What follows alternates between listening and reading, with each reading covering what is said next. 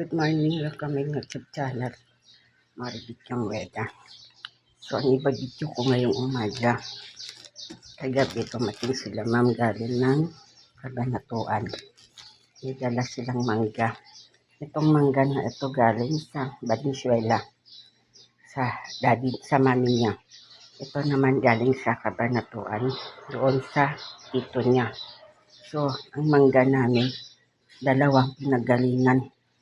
Dalawang lugar, isang Valenzuela at saka isang Kabanatuan.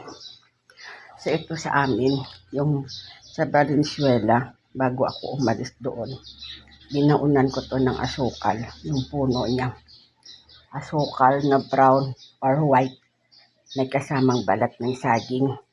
Kaya sobrang tamis guys nito ng mangga namin doon sa Valenzuela, kasi nung araw, bago mag-pandemic, ay hindi pa ng pandemic, nandoon na ako sa daddy niya doon sa Valenzuela bago ako pumunta dito sa Batangas. Kaya ako umalis doon sa Valenzuela kasi yung kapatid ni ma'am na lalaki na bunso, nananakit siya. Pero kung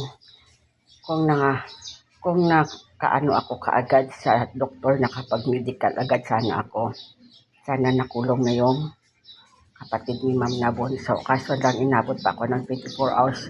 Kaya hindi na nila makita ang pasa. Kasi natakot ako nung araw kasi pandemic maraming pasyente sa ospital. Takot ako mahawaan ba. Tapos ito yung galing sa Kabanatuan. Hindi ko alam kung matamis ito or ano. Mamaya tikman ko ito guys kung masarap siya. So ayan ba, malalaki na diba?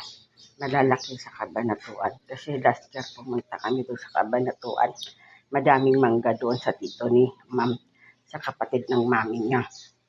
So, pag maasim ito, mas gugustuhin ko pang sa Valenzuela. Kasi ito, inalagaan ko talaga to bago siya magbunga. Ito, sinusunugan ko yan ng dahon tuwing hapon. Bago ako maglagay ng asin at saka balat ng saging, sinusunugan ko yan ng dahon tuwing hapon. Yung dahon niya ba para mausok, para hindi madaming sakit ang mangga. Kasi walang spray to kaya hindi nagawa ko.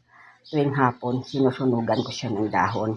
So hindi ko alam ang kay Tere kung ginagawa niya doon. Kaya mamaya tawagan ko nga si Tere para maanuhan niya itong mangga, maalagaan niya doon.